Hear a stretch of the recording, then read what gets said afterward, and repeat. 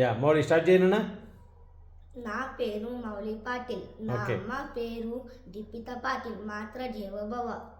నా డాడీ పేరు సందీప్ పాటిల్. పితృదేవ భవ. అథ షోడశోऽధ్యాయः दैवासुरसम्पद्विभागयोगः श्रीभगवानुवाच अभयं सत्त्वसंशुद्धिः ज्ञानयोगव्यवस्थितिः दानं दमश्च यज्ञश्च स्वाध्यायस्तप आर्जवम् अहिंसा सत्यमक्रोधः त्यागशान्तिरनन्तरं दयाभूतेष्वलोलुत्वं मार्दवं हीरचापलं త్యాగశాంతిరపైశునం त्यागशान्तिरपैशुनं దయాభూతేశ్వర दयाभूतेष्वलोलुत्वं मार्दवं हीरचापलं तेजःक्षमधृतिः शौचम् अद्रोहो नातिमानिता भवन्ति सम्पदं दैवीम् अभिजातस्य भारत दम्भो दर्पोऽभिमानश्च क्रोधः पारुष्यमेव च अज्ञानं चाभिजातस्य पार्थसम्पदमासुरीम् दैवी सम्पद्विमोक्षाय निबन्धाय सुरीमता मा शुचेः सम्पदं दैवीम् अभिजातोऽसि पाण्डव द्वौ भूतसर्गौ लोकेऽस्मिन् दैव आसुर एव च दैवो विस्तरशः प्रोक्तः आसुरीं पार्थ मे शृणु प्रवृत्तिञ्च निवृत्तिञ्च जनान विदुरासुराः न शौचं नापि चाचारः न सत्यं तेषु विद्यते असत्यमप्रतिष्ठन्ते जददाहुरनीश्वरम् अपरस्परसम्भूतं किमन्यत् कामहैतुकम् एतां दृष्टिमवस्तभ्य नष्टात्मानोऽल्पबुद्धयः प्रभवन्त्युग्रतरमाः एतक्षयाय जगतो हिताः काममाश्रित्य दुष्पूरं दम्भमानमदान्विताः मोहाद्रुहित्वसद्राहान् प्रवर्तन्ते शुचिव्रताः चिन्तामपरिमेयाञ्च प्रलयान्तामुपाश्रिताः कामोपबोधपरमाः एतावदिति निश्चिताः आशापाशशतिर्बद्धाः तामक्रोधं च పరాయణాః ఈహంతే కామబోధార్థం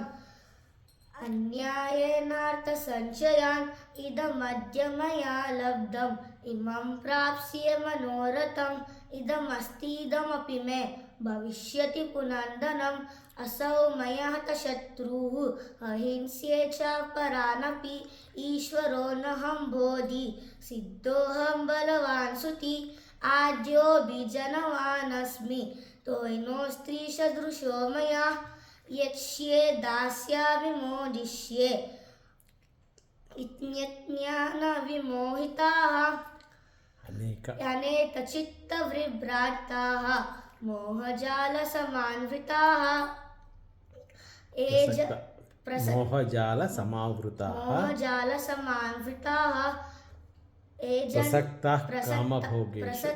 प्रसक्तकामभोगेषु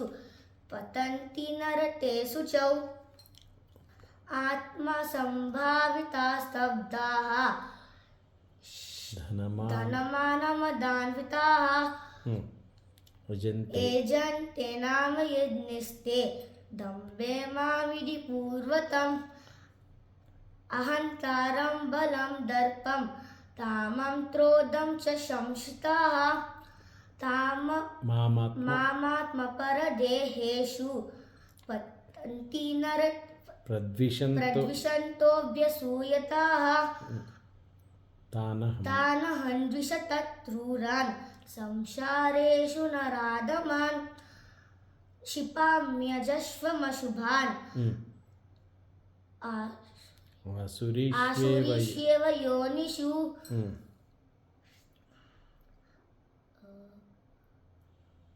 आसुरीं योनिमापन्नाः मूढा जन्मनि जन्मनि मामा प्राप्येन्त कौन्तेय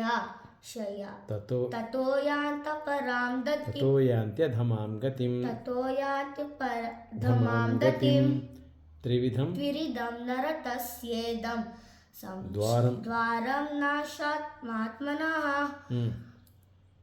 कामक्रोध तामक्रोध तथा तथा लोभः लोभः तस्मादेतत्त्रयं त्यजेत् तस्मादेत्यत्रयं त्यजेत् एतैर्विमुक्तः कौन्तेय ततो तमोद्वारे तमोद्वारे स्त्रिभिर्नरः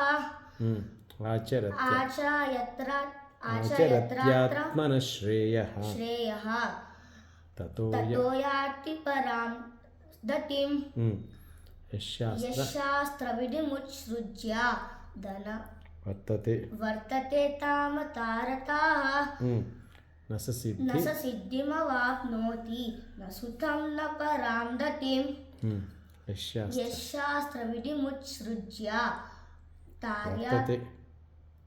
वर्तते तामतारताः न स सिद्धिमवाप्नोति न सुखं न परां गतिं तस्मात् शास्त्रं प्रमाम्नन्ते तार्याव्यवस्थितौ ज्ञात्वा शास्त्रविधानोक्तं कर्म कर्तुं विहारसि ॐ तत्सदिति श्रीमद्भगवद्गीतासु उपनिषत्सु ब्रह्मविद्यायां योगशास्त्रे श्रीकृष्णार्जुनसंवादे दैवासुरसम्पद्विभागयोगो नाम षोडशोऽध्यायः. Very good.